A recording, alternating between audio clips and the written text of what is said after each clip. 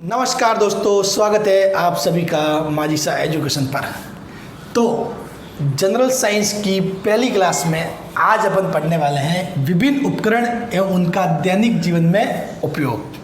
ठीक है, ये सारे वही उपकरण हैं जो कहीं ना कहीं अगर आप यूज़ नहीं कर रहे तो आपके आसपास होने वाली घटनाओं में यूज़ हो रहे हैं। ठीक है, तो वो क्या क्या करते हैं उनके बारे में पढ़ते हैं और एग्जाम में ऐसे क्वेश्चन पूछे भी जाते हैं। ठीक है, तो चलिए, पहला एक शब्द आता है अल्टीमीटर। क्या आता है? अल्टीमीटर। ये क्या करता है? उड़ते हुए विमान की जमीन से ऊंचाई को नापता है। अल्टीमीटर क्या करता है कि भाई विमान जमीन से कितनी ऊंचाई पर उड़ रहा है। आपने कभी विमान में सफ़र किया हो प्लेन में, तो ऐसे बोलते हैं कि अभी अपन की पृथ्वी से इतने मीटर की ऊंचाई पर उड़ रहे हैं वगैरह वगैरह, वो कि मतलब वो चीज़ें वगैरह वो उसमें बोलते रहते, बताते रहते चीज़ें। ठीक है, और मतलब ये भी बताते कि अपन कितने समय में डेस्टिनेशन पे पहुंचने वाले हैं, क्या हो रहा है वगैरह वगैरह, मौसम ख़राब है तो भी वो चीज़ें बताते। तो ऐसे ऐसे वो ऐसे करते रहते हैं अनाउंस। तो उनमें एक अनाउंसमेंट ये भी रहता है कि भाई ज़मीन से अभी कितनी ऊँचाई है। ठीक है, उस वायुयान की ज़मीन से कितनी ऊँचाई है, तो वो उनको कहाँ से मालूम पड़ता है? एक डिवाइस रहता है अल्टीमीटर, वो बताता है कि उड़ते हुए विमान की ज़मीन से ऊंचाई क्या रहती है। वो क्या होता है? अल्टीमीटर। नेक्स्ट आता है अमीटर। ये तो है अल्टीमीटर, ये है अमीटर। ध्यान रखना, अमीटर क्या करता है? विद्युत धारा, इलेक्ट्रिक करंट का मेजरमेंट करता है, यानी कि विद्युत धारा का मापन करता है। इसमें तो कोई समझने वाली बात है नहीं, विद्युत धारा का मापन। ठीक है, कौन करेगा? अमीटर। विद्युत धारा का मापन कौन करता है? अमीटर। फिर आता है ऑडियोमीटर। क्या आता है? ऑडियोमीटर। तो ऑडियो मीन्स ध्वनि। ठीक है, साउंड।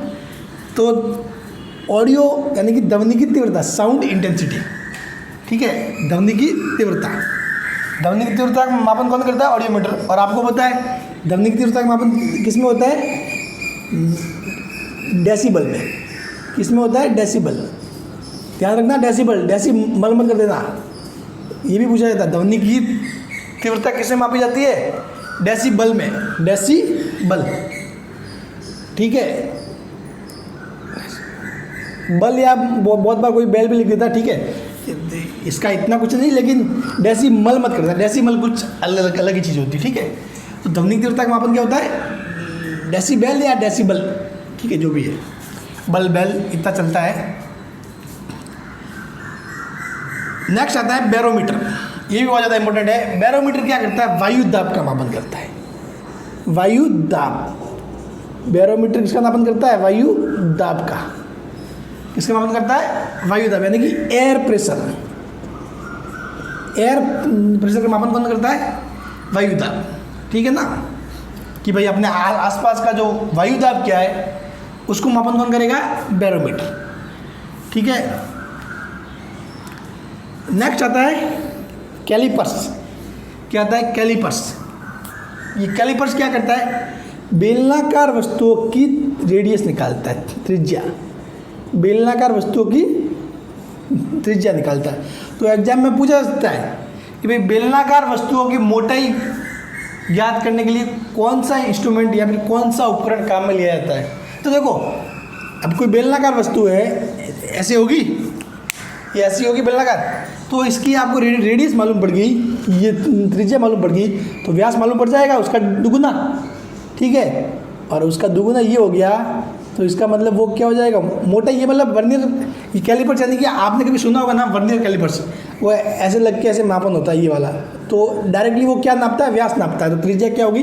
व्यास की आती। और व्यास ही क्या होता है? उसकी मोटाई की कितना मोटा है। ठीक है, तो कुल मिला के ये बेलनाकार के लिए काम में आता है। बेलनाकार वस्तु की त्रिज्या, व्यास और मोटाई जो भी, ठीक है, उसके लिए उसको बोलेंगे कैलिपर्स। वो कैलिपर्स। ठीक है, एक सबसे इंपॉर्टेंट और आ गया कैलोरीमीटर। आपको देखने से मालूम पड़ रहा है कैलोरी। कैलोरी किसका मात्रक होता है? ऊष्मा का मात्रक होता है। ठीक है, तो कैलोरीमीटर। कैलोरीमीटर। ठीक है, तो वो यानी कि ऊष्मा की मात्रा निकालता है। कौन निकालता है?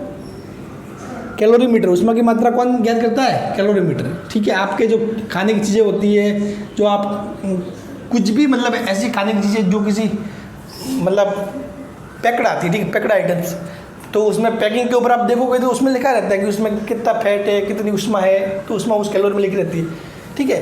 तो वो चीज़ है, मतलब वो मेजरमेंट कहाँ से होता है? कैलोरी मीटर से। कहाँ से होता है? कैलोरी मीटर से। और देखो आपको पता है उष्मा क्या है? एक प्रकार की ऊर्जा होती है। वैसे तो सारी ऊर्जा का मात्रक जूल होता है, लेकिन इस उष्मा का मात्रक क्या होता है? कैलोरी। और इस कैलोरी और जूल में एक संबंध भी होता है, ठीक है। एक कैलोरी बराबर होता है 4.2 जूल, 4.2 जूल होता है, ठीक है। चलिए, एक आपने सब सुना होगा कार्बोरेटर, जो कहीं ना कहीं किसी मतलब ये जो बाइक वगैरह के बारे में या फिर जो मैकेनिक शॉप वगैरह होते हैं उनके आसपास किसी जो जानता होगा वैसे नाम जरूर सुना होगा, कार्बोरेटर। यानी कि क्या होता है? पेट्रोल इंजन में काम में आता है। ये किस में काम में आता है? पेट्रोल इंजन में। और ये क्या करता है? हवा और पेट्रोल का मिक्सर करके वो दहन करता है, दहन का कार्य। हवा और पेट्रोल का मिक्सर करके दहन करता है, इसी के कारण ऊर्जा मिलती है, समझ लो, ठीक है। पेट्रोल इंजन में काम में आता है। क्या आता है?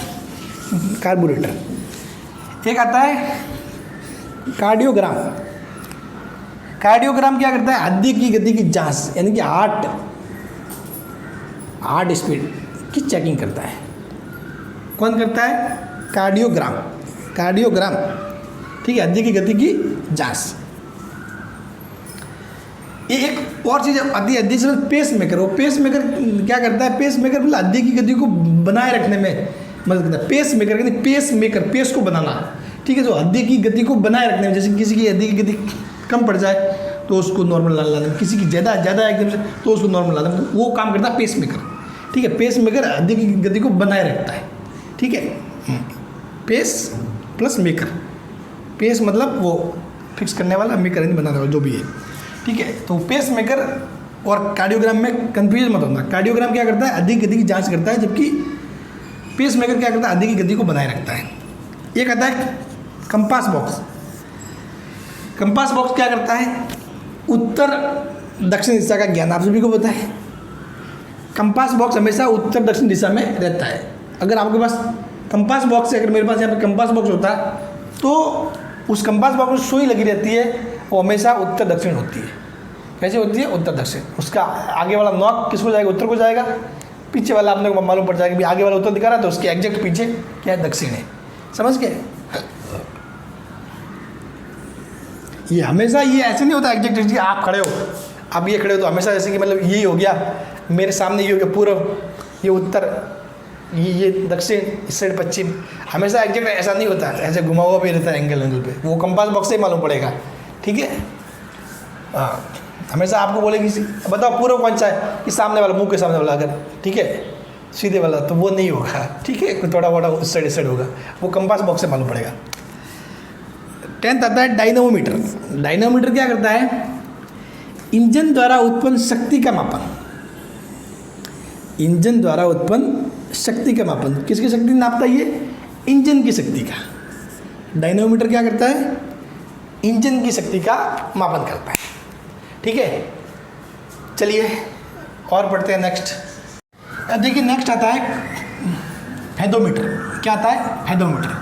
तो फेदोमीटर क्या करता है? समुद्र तल की गहराई नापने के काम आता है। समुद्र तल की गहराई नापने के काम आता है, यानी कि मतलब ये समुद्र है ना, जो उसमें पानी भरा रहता है, तो जो तल होता है नीचे वाला, उसकी वो गहराई, ये मतलब कि समुद्र तल कितना नीचे है, यानी कि जो गहराई है उसको नापने के काम आता है। वो क्या होता है? फेदोमीटर। एक होता है गैल्वेनोमीटर। गैल्वेनोमीटर क्या करता है? गैल्वेनोमीटर और अमीटर दोनों ही विद्युत धारा का मापन करते हैं। गैल्वेनोमीटर और अमीटर दोनों ही विद्युत धारा का मापन करते हैं, ठीक है। लेकिन गैल्वेनोमीटर क्या करता है? वो अल्प विद्युत धारा के लिए काम में आता है। किसके लिए?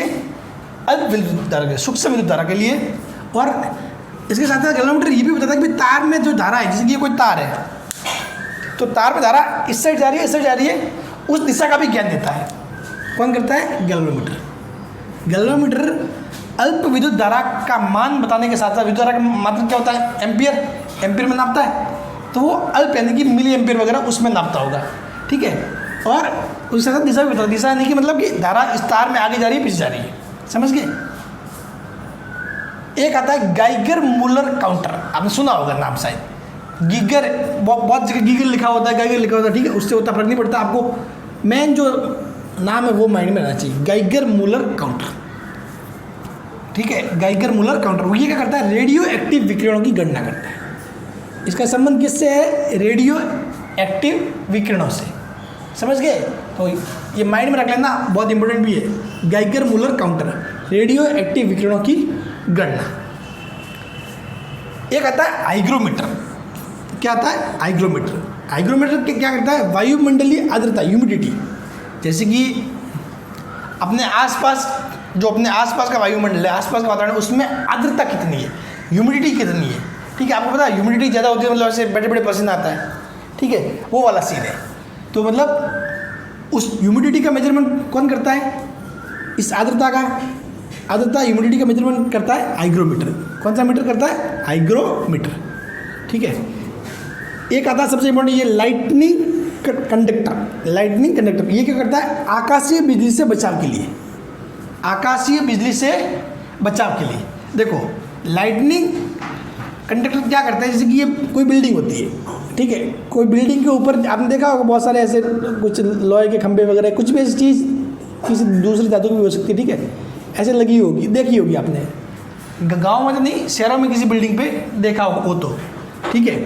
तो वो लाइटनिंग कंडक्टर में जब आकाशीय बिजली गिरती है ना, तो सीधा इसके अंदर से ज़मीन के अंदर प्रवेश कर जाती है, ठीक है भाई। आकाशीय बिजली क्या है, एक टाइप का आवेश है, आकाशीय बिजली क्या एक टाइप का आवेश है, ठीक है। तो जैसे ही ये लाइटनिंग कंडक्टर ये क्या करता है, ज़मीन से जुड़ा रहता है, ये ज़मीन से अर्थ क्या होता है, जुड़ा रहता है। तो जैसे ही वो बिजली गिरती है ना, सारे उसको खींच के उस आवेश को ज़मीन में भेज देते हैं, बस फिर बात खत्म।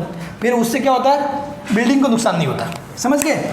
तो लाइटनिंग कंडक्टर आकाशीय बिजली से बचाव के लिए, अगर बिल्डिंग के ऊपर गिर भी जाएगी ना, तो भी बिल्डिंग को कुछ नहीं होगा, सारी की सारी वो बिजली है, वो ये जो लाइटनिंग कंडक्टर है, ये खंभा लगा हुआ है, वो खींच लेगा, और वो खंभा कहाँ जुड़ा रहता है, बिल्डिंग से पार होते हुए ज़मीन से जुड़ा रहता है। तो सीधा वो सारे जो आवेश है ना, वो ज़मीन में पहुँच जाएंगे, बस समझ गए।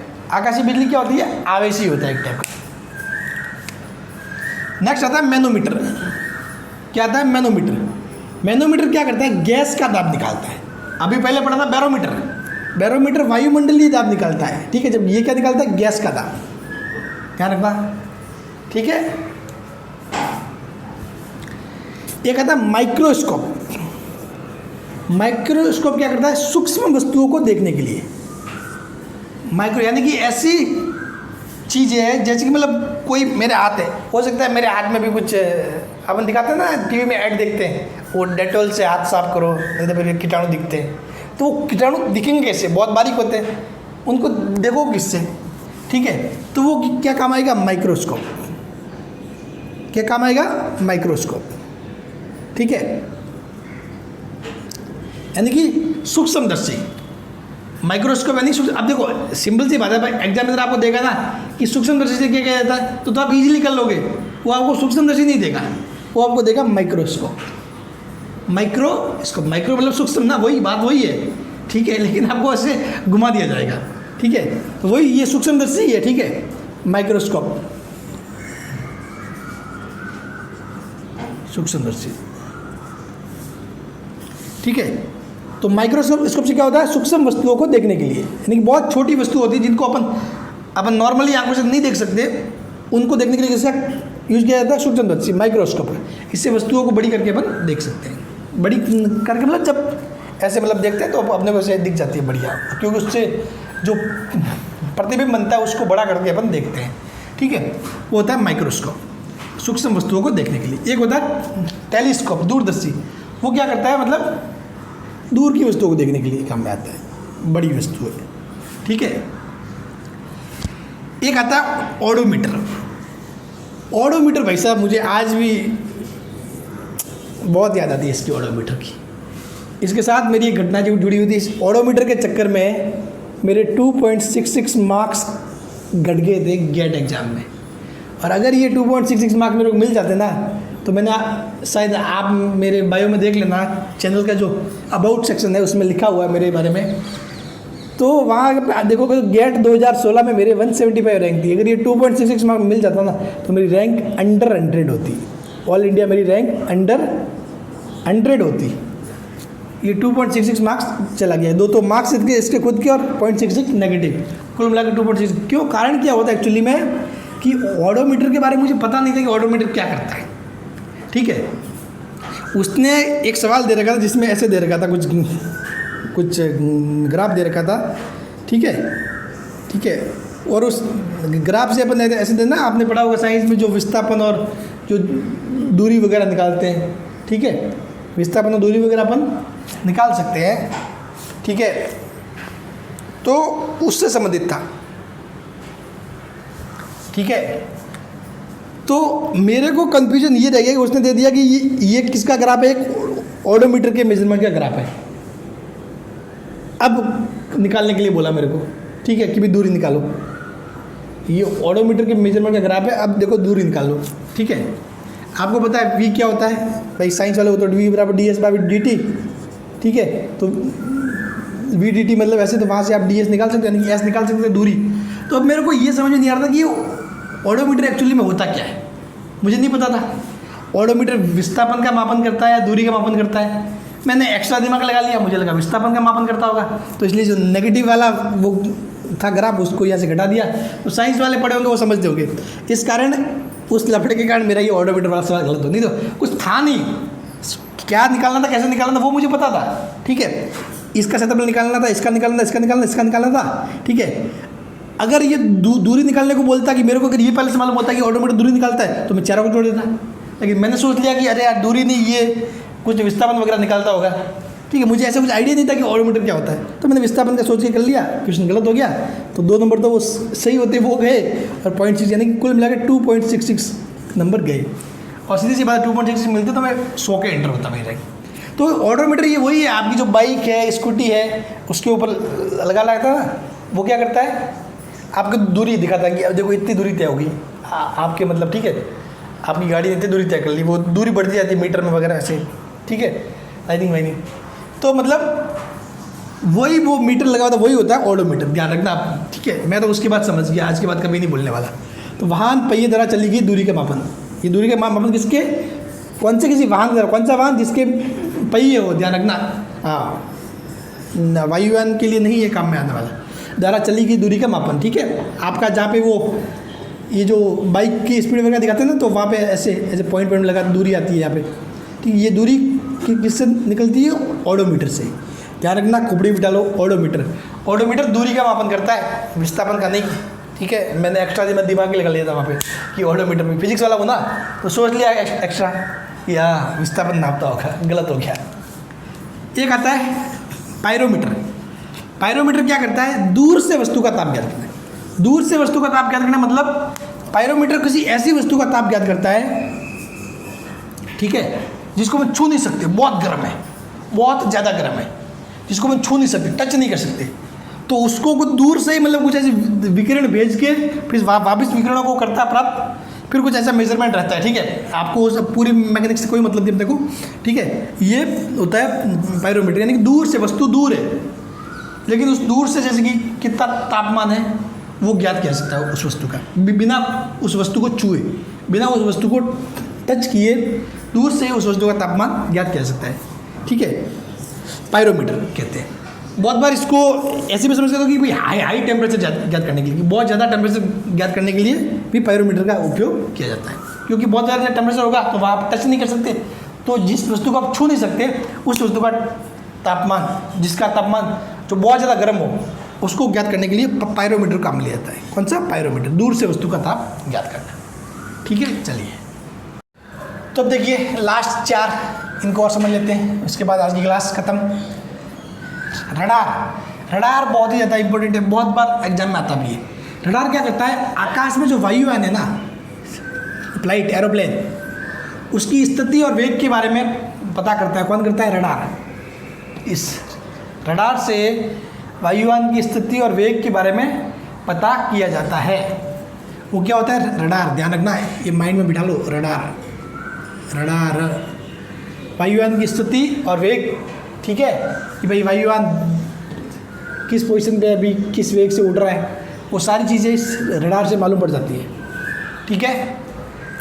एक आता है रेन गेज, ये तो आपको ऐसे ही मालूम पड़ेगा। रेन गेज, रेन यानी कि बारिश, गेज यानी कि भाई वही नापने वाला, वर्षा का मापन करने के लिए, वो क्या होता है रेन गेज। सबसे इंपॉर्टेंट एक और सिस्मोग्राफ, ये भी बहुत बार एग्जाम में आया हुआ है, भूकंप का पता लगाने के लिए। सिस्मोग्राफ यानी कि भूकंप का पता लगाने के लिए। ठीक है। जो भूकंपीय वेव्स होती है, जो तरंग होती है, उनका मापन करने के लिए, यानी कि मतलब सिस्मोग्राफ का संबंध किससे है? भूकंप से, भूकंप का पता लगाने के लिए। ठीक है। फिर लास्ट आता है टेलीस्कोप। टेलीस्कोप होता है दूर की वस्तुओं को स्पष्ट देखना। दूर की वस्तु है ना, दूर की वस्तुओं को देखने के लिए टेलीस्कोप यानी कि दूरदर्शी, माइक्रोस्कोप यानी कि सूक्ष्मदर्शी। सूक्ष्मदर्शी छोटी वस्तुओं को देखने के लिए काम में जाते हैं, जबकि टेलीस्कोप दूर की वस्तु, जो वस्तु बहुत दूर है, उनको स्पष्ट देखने के लिए किसको काम में लिया जाता है? टेलीस्कोप को। ठीक है, समझ गए? तो ये सारी चीज़ें, ये इंपॉर्टेंट जो भी थे मैंने आपको बताया। उसके अलावा भी ऐसे नहीं कि जो अपने आसपास उपकरण यही काम में आते हैं, उसके अलावा भी उपकरण है। ठीक है, लेकिन वो जब अपन कुछ टॉपिक पढ़ेंगे उस टॉपिक में आ जाएंगे वैसे भी। ठीक है, उसके अलावा कुछ सेपरेट चीज़ें थी तो मैंने एक साथ बता दी। बाकी ये चीज़ें हो सकता है ये चीज़ें कहीं और भी आए एक बार, ठीक है, तो वहाँ भी पढ़ लेंगे। चलिए, थैंक यू सो मच।